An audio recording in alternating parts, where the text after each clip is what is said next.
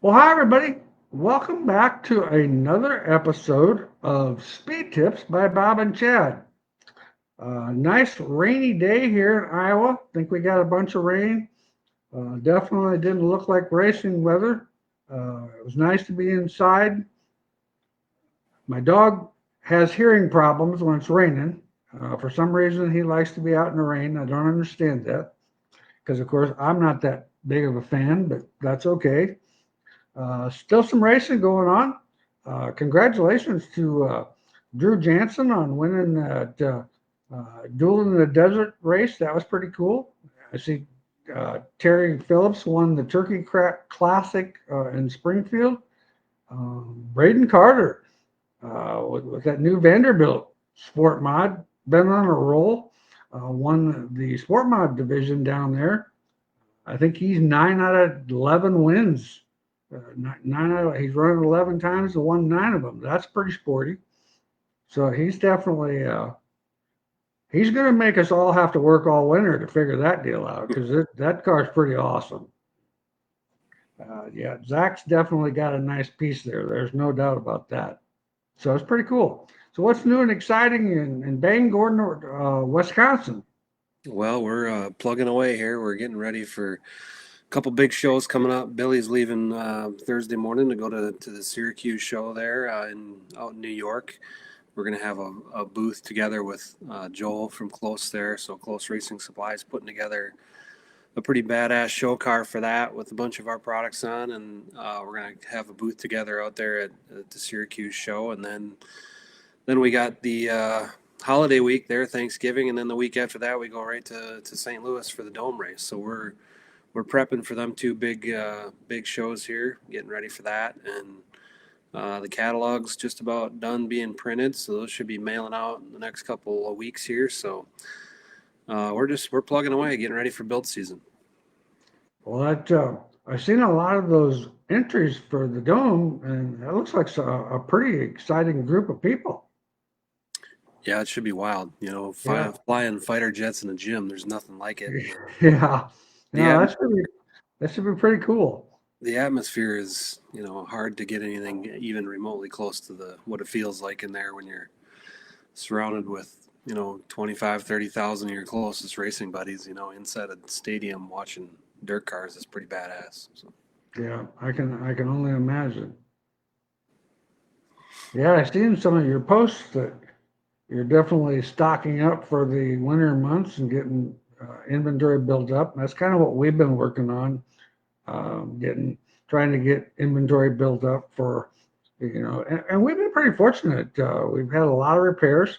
That's been really good. The shop stayed pretty busy all fall so far, and the shock department's been pretty good with rebuilds, and that's been pretty steady. They got a bunch in today, and so I can't complain. It's been going pretty good. Actually, our October was probably our third best month of this year, which October is usually terrible, and I was very very pleased. So that was pretty cool. First question, Jason, Chad, used your brackets that relocate the brake caliper to the front of a Pinto spindle. Aftermarket All-Star spindles, I had to clearance the steering arm for the bracket to fit. Is that normal on that setup? yeah, once in a while it's hard to get all them to be the same when they come out of the casting, so there is a little bit of an issue there depending on whose spindle it is. I guess I wasn't sure the all-star ones had a problem, but there is a possibility that you have to do a little bit of grinding there to make that fit. Jason, on an IMCA modified, how much adjusting do you usually do left to right on the pull bar? Um, you know, that used to be more of the norm, but I don't see that actually being the case. The crate motor tends to run maybe an inch to the right of center. Some of the open motor stuff maybe runs center. Um, I'm not a huge fan of running it too far to the left because I think it makes the car too free getting into the corner. And with the tires that we run nowadays, unless it's like the UMP type tire, the problem is side bite's just marginal to begin with, and so you got to do what you got to do to keep side bite in the car, and a lot of people think that all the traction comes off that left rear, and that's really not the case. I mean, traction really needs to be kind of equal between both rears, and the right rear really helps you through the middle of the corner. And the left rear definitely helps you off, but the right rear still, gaining angle coming off the corner, the right rear is still pretty important. Joshua, front spring rate and height on a hobby stock. Um, that's not my expertise. Um, hopefully, one of my guys will be actually watching this and they'll log on and tell us that one. I get asked that question fairly often, so you would think I would actually write that down. Uh, if I don't get an answer here, I will definitely get an answer to you by tomorrow, Joshua, on that. I think they run the taller springs, like the 11-inch springs. That seems to be what I think we stock for those. Rate wise, I think they're like 1,000 and 1,100, but don't go off that until I verify that for sure. Because, like I said, my two stock car guys kind of deal with the hobby stock guys most of the time, and I don't. I just not been aware of that. My big project here lately has been front end design, and we've been doing a lot of front end work on stock cars and modifieds and sport mods to try to see what we have and see what else is going on out there. So that's kind of taking up my attention. Dylan, what bar links would you recommend on an IMCA modified both sides? Um, you know, what do you see normally, Chad? I'd say that the baseline is still probably a 15, 17 as far as a starting point. Then a lot of guys are are adjusting from there, whether you're putting longer left side bars on to slow that motion if you're getting a lot of dropout. But I'd say 15 and 17 is still the most popular combination. Yeah, I would have to say that. I mean, that's kind of what we see too. Um, Jet, recommendations for front and rear stagger on a USRA IMCA stock car.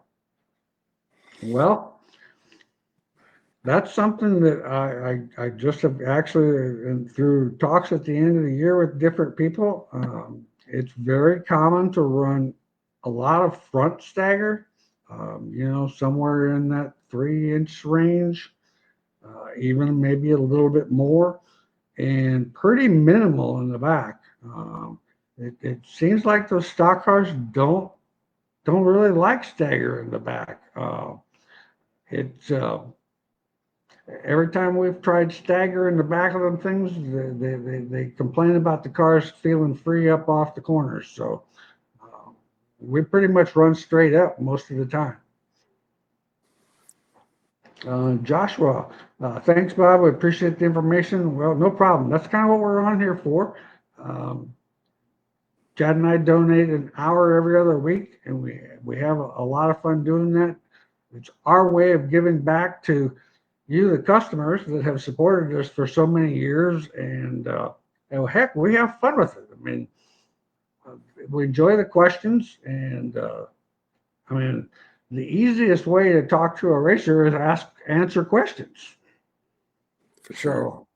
So that's just definitely a lot of fun. It's kind of the thing we preached at the schools, that you got to ask questions, because then it's, we might be talking about something and you ask a question, it's, oh yeah, I forgot this and this and this. And it's very helpful for us as presenters to have good questions. So we appreciate that. Speaking of the schools, Schools are starting to, we're definitely getting some people signing up for the schools. We have that school, the Sport Mod school there in January. I think it's the 17th and 18th. The modified school, the 4-link school, is January 31st and 1st. Sport Mod school, Cam Reamers, two-time Harris Clash champion, is going to be one of our guest speakers, along with Billy from Wehrs. And then, of course, my guys from the shop will be there. The the 4-link school, Chad will be there. We're going to have Tom Berry Jr. will be there. And I think Rex Merritt's going to be there for that school. So we definitely have a good group for that school. And Stock Car School, we've got 13-time national champion Mike Nichols. And then, of course, we've got Paul Berger, who B&B chassis man. And so we're excited about that. And then we go back to Pennsylvania, out there to Joel's place at Close Racing Supply. Always excited to go out there. Not really much on the trip, but once I get there, Joel's got such a fantastic facility, and I just drool every time I walk into that place because it's like a dream shop. And I have no idea what he's got for inventory in there, but oh my God. And I mean, there's inventory everywhere, and it's so nice. And, you walk in that back shop, and I mean, it's like a cup garage, and it's just awesome. So I always look forward to going out there and meeting all the people there from Pennsylvania and New York and out in that area. So it's a lot of fun. Chad will be going with me out there. I'm not sure. I know they have the speakers on the website because Joel got all that information to Amy, but I haven't actually paid much attention to that, so I'll have to look at that. Travis, IMCA Sport Mod on jack stands. My right rear spring is compressed some. Should this be causing my car to lose drive on corner exit? It's too free on corner exit. Well, I can't really. I mean, what's your thoughts on that, Chad? Well, I mean, you're really not going to tell much hanging on jack stands, right? You need to be, simulating attitude and seeing where the car is on the ground. Put the right front down, the left rear up, and then you'll be able to learn more. If you're just hanging there on jack stands, that tells you very little about what's actually happening on the race. So you're way better off to get the car, on your scales, get it all ready to go, get it ride heighted and everything, and then, if you want to see what it's doing in attitude, then you're going to have to, either take the spring out of the right front or have your buddies push down on the right front, and then jack the left rear up and kind of simulate that. And, the best way to do that is during the season to get some shock travel numbers so that when you're in the shop trying to build your notebook, trying to get that data, that you can take all them numbers and see where you're running dynamically. I remember, back in the day when it transitioned to, everything just always that ride height. And then all of a sudden it like switched there where we didn't really care about ride height. We cared more about dynamics. So we were looking at everything down on the ground, where it was in the middle of the corner. You don't really care what's going on at the flag stand because you're just going straight, right? So we always analyze the center of the corner, at max compression more than we ever did at ride height. But so I would work on getting that data of your shock travels and then going to the shop and trying to do some simulations and pulling it down and moving it around and seeing where everything is dynamically. Yeah, that makes a lot of sense. That's kind of what Brandon that works at the shop foreman did last week with one of our IMCA modifieds. What we were actually doing was checking for caster gain on the right front. And so we were simulating the actual roll and the actual attitude on the car, which, I mean, I think we had we got a pretty good idea. I mean, it's not exactly perfect, but it still gives us a pretty close idea of what's going on. So it's pretty interesting. I mean, the car's all kind of yawed up and down on the right front and a little down on the right rear and jacked up in the left rear. And it was pretty cool the way he did it. I mean, I think we got, like I said, I think we got pretty good information. Um, Dylan, what brake pads and rotors do you recommend on an IMCA modified? Um, we run either the AFCO or the Gorsuch stuff. I think both of the rotors that either company have is good. We stock both of them.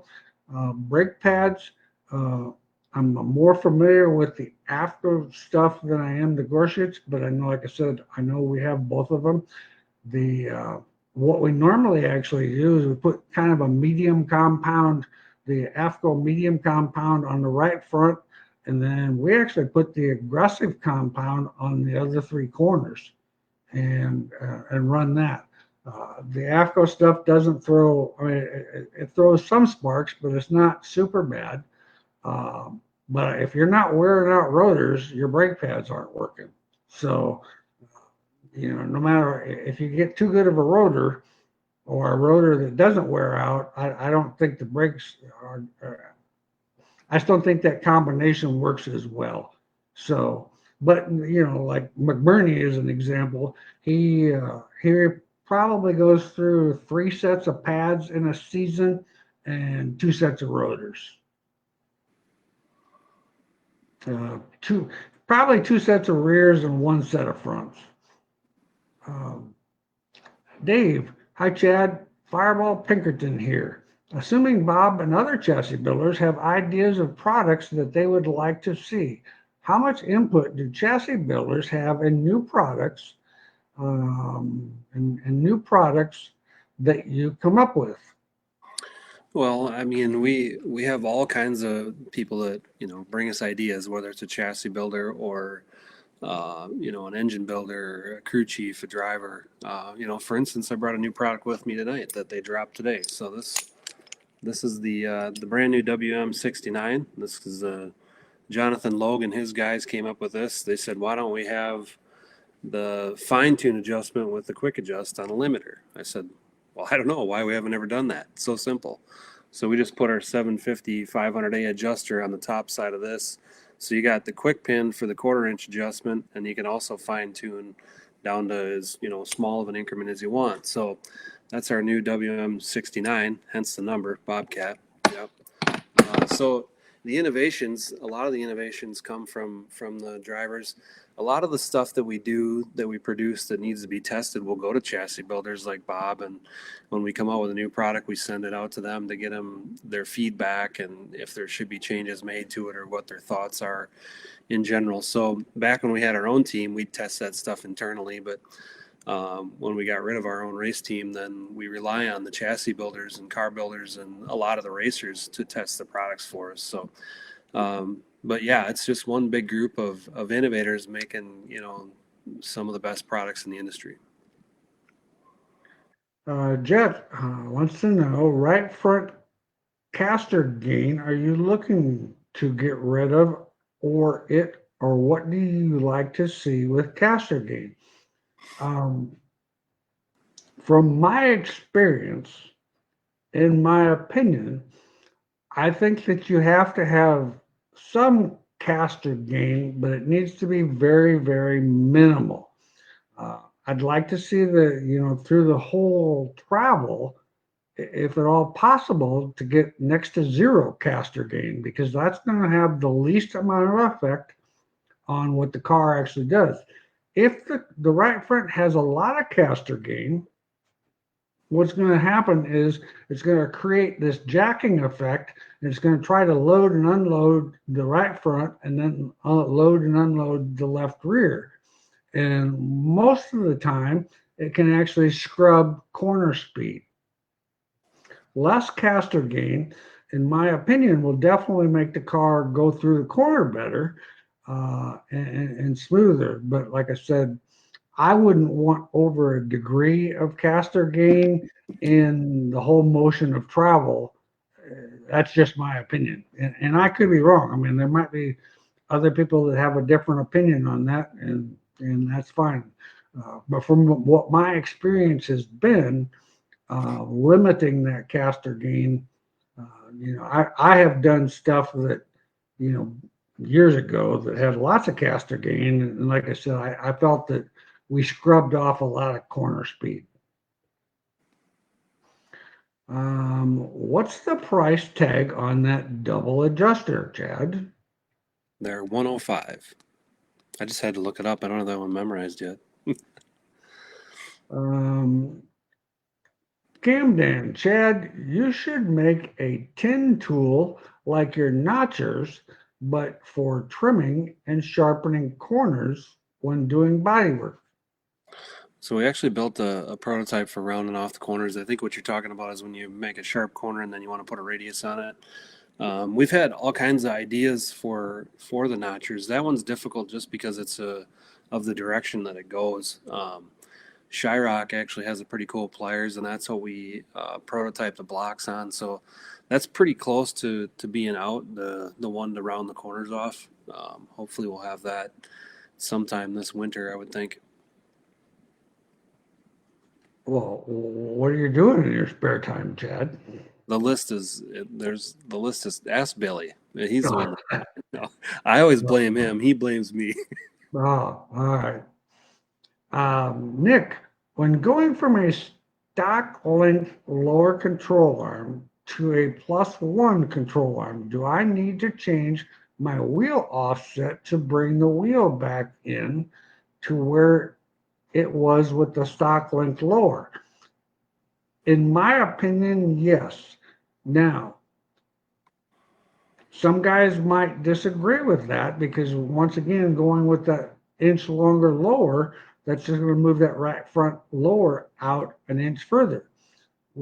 When that happens, though, I mean, you're gaining stability because it's making the front end wider. But sometimes I think, sometimes I like the idea of having that 1 inch longer lower A-frame because you don't have the uh, quite the wheel speed. With the further you have that wheel out from where it's turning, it's gonna have a lot bigger radius of movement, which in turn can kind of scrub speed in the middle of the corner. What's your opinion, Chad? Yeah, I mean, I think a lot of guys are just they're putting the 1 inch lower on there and leaving the wheel just to get the stance to get the car, you know, tightened up. So when you put that out there, it gives it stability in the middle of the corner. It's like putting a 1 inch wheel spacer in the right front. Gives a little bit of stability. It softens the right front spring rate, which is Yeah. interesting because that should make it free or freer on entry, I feel. But also, you're putting it 1 inch farther out, so you take the right front tire and make it farther out than the right rear tire, which is really tight initially in the corner. So you're kind of doing a bunch of different things there. A couple of them maybe cancel each other out, but I think the main reason that you put a wheel spacer on there is for stability or putting a longer A-frame on there. Jake, Chad, what data acquisition system have you worked with, and what systems work the best for dirt track applications? Well, our engineer, Dave Goulden, is gravitational technology, so he's the one that builds all of our data stuff. We are bringing some single corner stuff to the market here in our new catalog, so we'll have a travel sensor and then a travel and load sensor. So the biggest problem with data acquisition, which has been a problem forever, and Bob can touch on this too, is you buy a data acquisition system and then you look at all these squiggly lines and all this cool stuff going wherever, and you really don't know how to read it. So that's what we're trying to get to where we can teach people how to read it, or we'll read it for you is what we're leaning towards. We're really close to starting a team to analyze your data for you, basically, is what I'm trying to say. Like you buy stuff from the competition and they sell you a big fancy system, and then when you call them up, they speak engineer and you don't know what the heck they're talking about. So that's the biggest thing I see is that people buy data systems and they go and run it and they don't learn anything because they don't know what they're looking at. So we're going to take a completely different approach and analyze the data with you and try to explain it to you and try to teach you how to go faster with it. Oh, that'd be a good idea. That sounds pretty interesting. We bought a used system, and we've used it twice. And I think the second time we used it, I think we gained some information, but that was so complicated. I'm not really sure I knew what the heck I was looking at. So,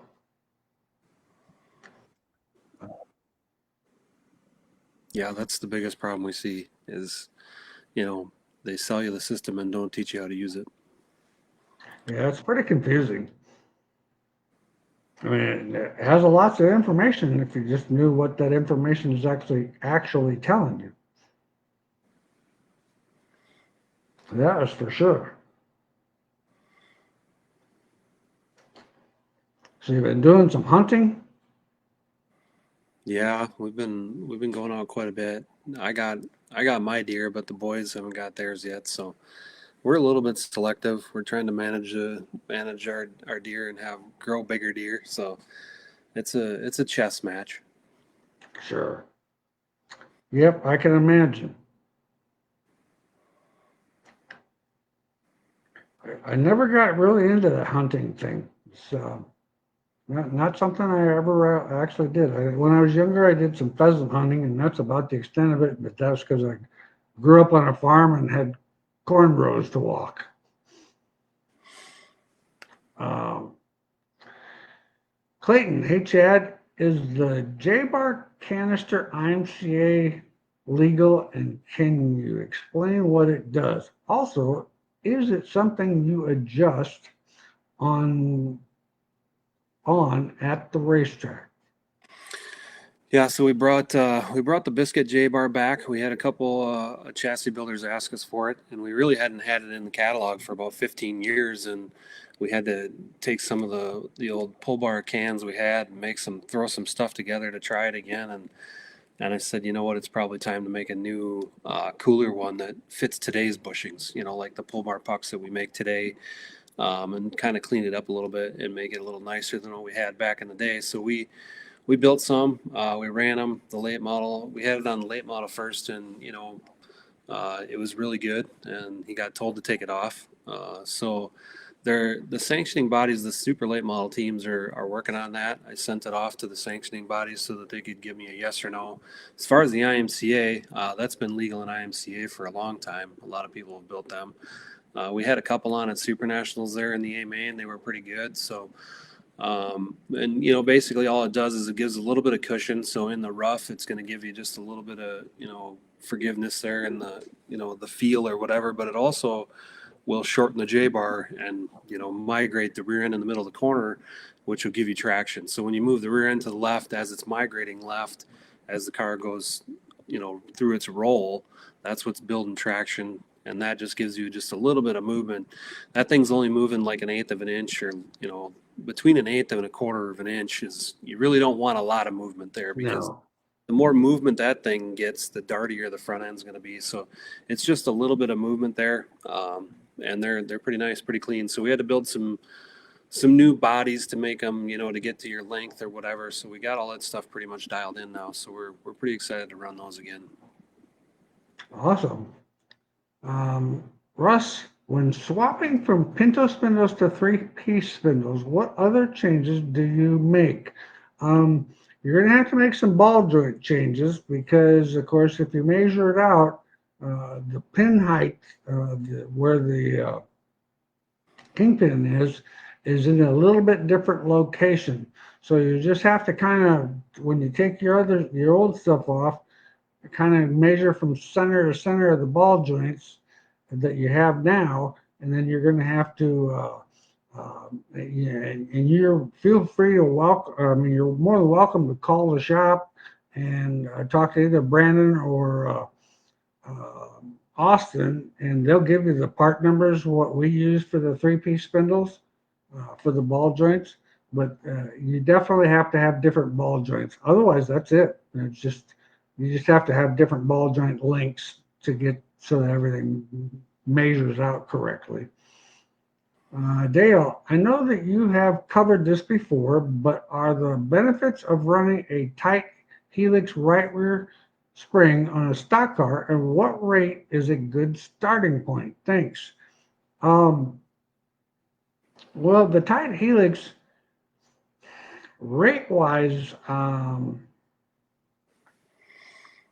you know, I'm not 100% sure, but I think it's like a 200 seems to be kind of a common number. The advantage of that, of course, is if you get a lot of movement, the rate stiffens. And when it gets stiffer in the middle of the corner, it gives you more side bite. The only thing is when we dynoed the springs to see what rate or what that came in, it seemed like you had to have an awful lot of right rear travel to really take full advantage of that increasing spring rate. And so we didn't find it to be advantageous. So we actually don't use it. What have you heard about that spring? Yeah, I would agree. I mean, to get the rate to where it's near coil bind and progressing, you have to get so much travel. And then the other problem that I seen a lot of guys that had a lot of issues with it was, you'd get that rate and that travel to that point, and then you'd hit a hole, and it would coil bind the right rear, and you'd dart right. It's just like a solid chain on the right rear. So I mean, I don't think the benefits outweigh the forgiveness of tracks changing, and you really got to get a lot of travel out of your springs. So a stock car probably better off in the stock Yeah, car. The modifieds aren't getting enough travel to make it worthwhile. The little bit of grip they're feeling is probably because the thing weighs 40 or 50 pounds, but you need to really travel that thing a long ways to get it into that progression. yeah. However, I know that there's an IMCA sport mod that won a lot of races with one of them, and I know there's an IMCA stock car that won a lot of races with them. So I'm not saying that if you get it figured out that there's not something to be gained there. Um, we just haven't figured it out yet. I would take it out on a rough track. If the track is rough at Yeah, any given night, you got to get it out of there. I feel on that situation. yeah. I watched guys lose races with it in there because they hit a hole. Well, and the problem on a slick racetrack, I just don't think you get enough movement to make it be that big of an advantage. But oh well. Um, Camden, on an IMCA Sport Mod, are you a fan of shorter right rear spring with a higher rate or a taller spring with more load in it? Um, that's a great question. I like the shorter spring for the fact of what it does to the spring table. However, the problem is, up until recently, you had a 13-inch or you had a 11-inch. I'm not a huge fan of that 11-inch because when you do go shorter, you seem to have to go stiffer. Um, so I've not really been a big fan of that. Now, IBOC and Hypercoil are, I know IBOC has it. Hypercoil is coming out with it, a 12-inch spring. Now, Chad actually has come out with, and I'll let you explain that, Chad, but to make the 13-inch spring work. So we always run the taller spring with a little bit more load and then run Chad's products to make the spring table work. So go ahead, Chad. Yeah, I feel it's so critical and often overlooked. We talk about it, at so many of these episodes, and, tuning the spring table, like you said, 11, 12, 13-inch springs, but now we have cups that'll be, you basically manipulate the screw jack position in there in about 3 or 4 different positions. Every inch is what you got for an adjustment. So you're always looking at that spring table to make that car roll. So the spring table basically is free roll. When that thing is, which one I got here. So when the one side's higher than the other side, so this would be right rear lower. So this is what we're looking for. This would roll over this point easier because it's lower.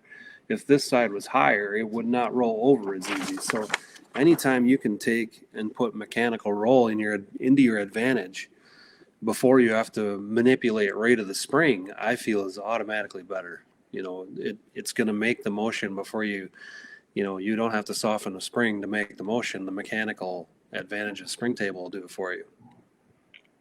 Yeah, that's big. I mean, people, like Chad said, I mean, people don't pay much attention to that, but it's so huge because if the spring table's right, you have such a smooth transition on the right rear. Where if the spring table's high on the right rear, the car goes in, doesn't want to roll, then all of a sudden it rolls over. Where if the spring table's right, the car just automatically starts its roll immediately. Well, then you could adjust it depending on your panhard bar, spring rate, whatever. So you can kind of predict what you want. But with the spring table not being correct, you really don't know exactly what problem to fix because it doesn't really actually roll till you get down deep into the corner too far. And so it's hard to predict what's actually going on. Jared, Bob, do you see any downside on a Camaro going from a truck upper ball joint to a +1 Camaro metric ball joint? Um, if they're the same height, no, it's not going to affect anything. Of course, the Camaro metric ball joint's going to probably be a little thinner, but I mean, unless you hit something, that's immaterial. Um, yeah, I don't see whether they would be unless there's different in length. If there is different length, then you're going to change the roll center. So then all of a sudden you're going to affect the whole front end of the car. So as long as they're the same length, there would be no difference. And even if you had to ream the spindle a little differently, so that because it's it's all about where it's actually located. So that would be what's important. Larry, what would too much right front caster or too much caster split do? Front end is really darty at the end of the straightaway. Um, well, too much caster split is not going to cause that. Too much caster is not going to cause that. If you don't have enough caster, that will cause the car to be darty. In fact, I actually tell a lot of guys that come to our chassis schools that if they're rookies, I actually recommend running a little bit more caster in the front end. It might slow the car down minimal, but it's going to make the driver feel so much more comfortable because he's going to be able to feel where the front end's going. Usually, if you run low on caster, technically it should make the car a little quicker, but the problem is it will definitely make it darty. What else would you suggest that causing the car to be darty at the end of the straightaway? It might be a toe. The toe could be goofy. Yeah. I mean, by the end of the straightaway, it's coming back down and loading both front tires. Yeah. So toe is definitely something that's possible. Could be slopping the steering components too. I was amazed when we were doing when Brandon was doing that testing, how much when the car is in full dynamic mode, turned to the right, how much toe it gains. That's substantial. And so yeah, that was very interesting. But I don't know. Caster split wouldn't do it. Right front caster, I don't see how that would make it darty. Like I said, more caster will actually make the car drive straighter than less caster. It's kind of that old shopping cart theory, If your Walmart cart has got one stuck wheel, then the cart doesn't want to push very well, and that's going to be the same situation with your race car. Xander, Camden, I've had a lot more success with a shorter spring and the same pound rate. And some people have. Like I said, we've got some guys that run 11-inch. In fact, our newer cars, let's see, this is 24. So our 23 and 24 cars, those cars tend to like that 11-inch right rear. I'm excited to try a 12-inch because I actually think I think that's going to be a better deal. But it's not uncommon. Those cars, for some reason, tend to like that shorter right rear spring. And that's actually what Camden has. I think he's got a 23 car. Jared, no, the Camaro is 3/4 of an inch taller than the truck. Ah, yeah. Then you're going to be that's a huge change. Um, I would be concerned about that. Now, Jared, is this a left front or a right front deal? I know we've had some guys play with, the stock car stuff, play with some taller right front stuff and have had good luck. But that's kind of a little bit more OEM type front suspension, which of course that's what your Camaro is going to be. You missed Nick, I think. Nick. Oh, sorry, Nick. On a Freilicht modified with the spring on the axle tube, what is a typical right rear load at ride height?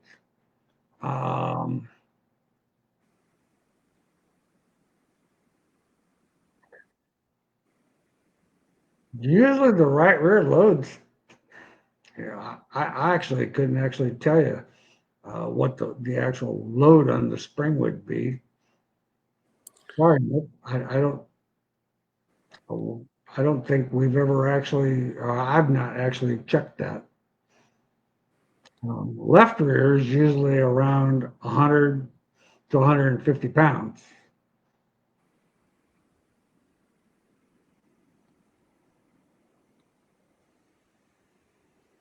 Looks like we got colder weather coming our way, Chad. Cold front. Yep. Is it supposed to snow tomorrow night, or I think we're supposed to get a little snow. I don't know. It is November. Well, We should have a little snow. I've got this big snowblower that goes on the front of my yard tractor, and I haven't used it because that whole operation takes up so much space in the garage that I just don't like to use it. Then I've got a little snowblower, but last year's snow that we had was either lots of it or it was super heavy. My little snowblower did not do well. So I'm going to try to get out that John Deere snowblower and put that big thing on. Problem is that thing puts so much weight on the front wheels that you almost need power steering to turn the thing. So I don't know. I'm still hepped on that deal. I advertised on the local swap site to get somebody to come and do snowblowing for it. And maybe I'm just a little picky, but I had lots of people with plow trucks apply, but I don't want snow piles in my yard. I'm just not a big fan of that.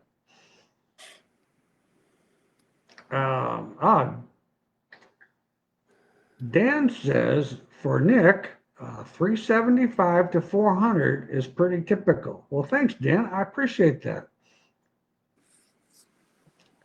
Yeah, I wasn't really sure what the actual load was on that right rear spring. Ben, what are your thoughts on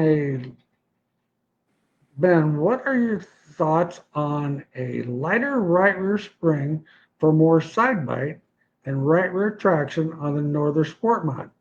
Well, the problem is the softer right rear spring actually will not help side bite. What it does is it takes load off the tire. You get body roll, so it looks like you're going to get a lot of side bite, but you actually don't really gain side bite on that right rear tire because it doesn't load the tire as much. It definitely will help you traction wise off the corner with a softer right rear spring, but in the middle of the corner, it can kind of sometimes lay over and feel a little lazy. And then what happens is you lose a little corner speed, and then what you do gain coming off the corner, you lost in the middle of the corner. So I've never had great luck with a soft right rear spring. Tim, put some heavier springs in the front of the tractor. My tractor doesn't have no springs. Yeah, I don't know. When I lived in Ames and I had a really long driveway, that thing worked pretty good. But my driveway is really wide, but I don't know. I'm just gonna have to get it out. We're just gonna have to try it this winter because if we have lots of snow, my little snowblower doesn't work really well. The other option is I just go buy a bigger snowblower, but I really don't think I need 3 snowblowers. Um, let's see. Jeffrey, Bob, how long is a GRT Sport Mod pull bar? Should be 28 inches. Have they changed lengths in the past couple of years? Um, I don't think so. I think we've had this same length, and maybe the 23 and 24 cars are a little bit different. But other than that, from 18 on, I thought they were all 20. Actually, I think they're 28 and 3/4 is what they actually end up being. Um, Chad, on your adjustable or movable weight jack bolt clamps, we have seen people have issues with them twisting. Would you weld them so that they can't move, or drill a hole in the pipe and put a set screw in it, or go with the pipe and just didn't think that that was a good idea? Any thoughts? Yeah, so they come with that bolt in them that has to be drilled through the tube for that reason, so that they don't spin.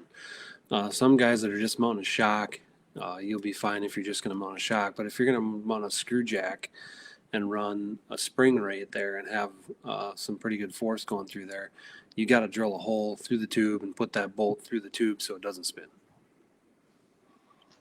Dylan says, Bob, are there components available to update an Impala stub A mod to the 3-piece spindles and such to match that of the modern Chevelles? And is it suggested to do so? Yes, they are. The components would be available to do that, and I highly recommend it because I believe that 7-degree spindle that we're using on the Chevelles nowadays is a lot better than the Pinto spindles. Now, if you're actually using a stock Impala spindle, you might that spindle is probably a 7-degree spindle itself. So I don't know if you would gain a whole lot by doing that. You'd want to check out to see what your actual spindle, the spindle inclination of what you have now before you make that change. Nick, when the right rear is burning up during the feature on a slick track, how do I know when to add rounds versus take rounds out of the spring? Uh, well, if the right rear is burning up, that means it's not gripping. It's spinning. So, in my opinion, I would probably raise my left side ride heights a little bit, get a little bit more roll, because it could be a deal where maybe the car is sliding too much, getting in through the middle, and it's causing it to lose grip. What's your thoughts, Chad? Yeah, there's a lot of things, feed the heat. So the tire that's the hottest isn't getting the traction. So, I mean, I don't know if you have a mod or a B mod or what you got there, but a lot of different things to tune that right rear traction so that it gets the proper amount of grip that it needs to not be the hottest one. So you just have a balance issue there. You have too much left rear traction and not enough right rear traction. So you need to look at, detuning the left rear or increasing the right rear. Yeah, I would say so too. You need to increase traction in the right rear. Jared, Bob, do you know of a place to get stock upper A-arm mounts for the frame for a Chevelle? Trying to convert a pro stock into a hobby stock and need to change the upper A-frame back to stock. Boy, Jared, I would have to say you're probably looking at the salvage yard, man. Yeah. I no idea. Uh, Good luck with that project. Yeah, I would. I don't know where you would get that mount, the stock mount, uh, over the counter. Yeah, I don't know. I'm afraid you're probably just going to have to find a salvage yard Chevelle, and um, back in the day, we'd had a ton of them because we cut all that stuff off when we were building. But we don't. Your option would be to call all the chassis builders to see if for some reason somebody would have something like that laying around. I would have no idea. I know we don't. Um, on a slicker racetrack, when tuning your shocks, which corner would you adjust first? Um, Kind of depends on what the car's actually doing. Um, Most generally, I tend to lean towards right rear or left front. I very seldom ever change the left rear. In fact, I'd say pretty much never change the left rear. Uh, Play with the left front a lot. I that kind of depends on, that helps. You can change the left front and make the car get into the corner better. You can change the left front and make the car get on the right rear better. Right rear is a big help when the racetrack gets slick to help you get off the corner better. So those are probably the two that I would change most often. Right front, I used to change quite a bit. Anymore, I really don't change the right front much at all. It's usually pretty much left front or right rear. Um, Jared, okay, I don't know if GRT or anyone is cutting them off still or not. Yeah, GRT wouldn't. Um, I don't even know who to actually tell you, to be honest with you. I mean, just even to find an old Chevelle frame anymore is just extremely tough.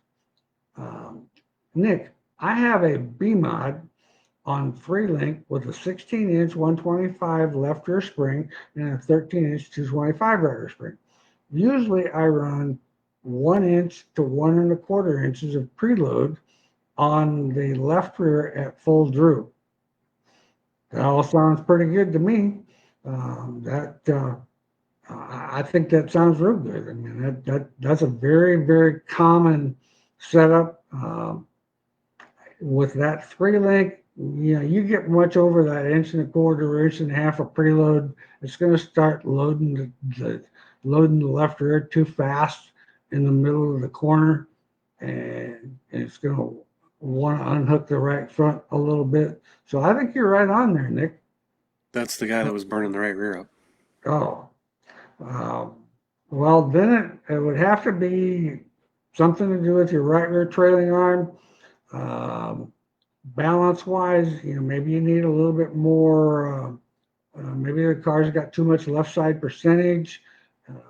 Normally we run 54% left, 56% rear. About 80 pounds of bite seems to be pretty common with a sport mod.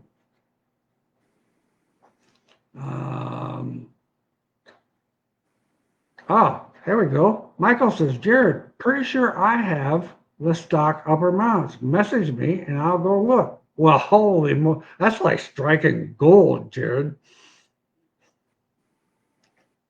Well handled. Uh, Theron, when does the left front chain limiter come into play the most for a slick or heavy racetrack? And what does it really do? Well, what it does is it limits how much traction or how much lift the car will actually get if you tie the chain down or have less chain so that it lifts the left front sooner. What it'll do is it takes right rear off the car and puts more left rear in the car. The problem that you run into sometimes when it does take side bite out of the right rear, you have to kind of actually go away from that so that you can still maintain side bite in the left rear. But it does gives you most traction. I've tried different lengths.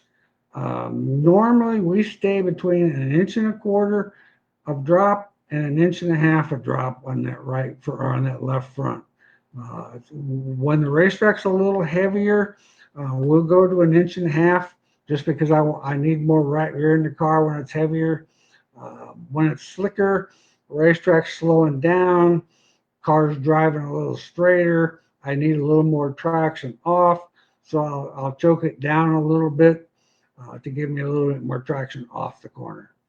I have tried tightening it down more, and then the car can get spooky.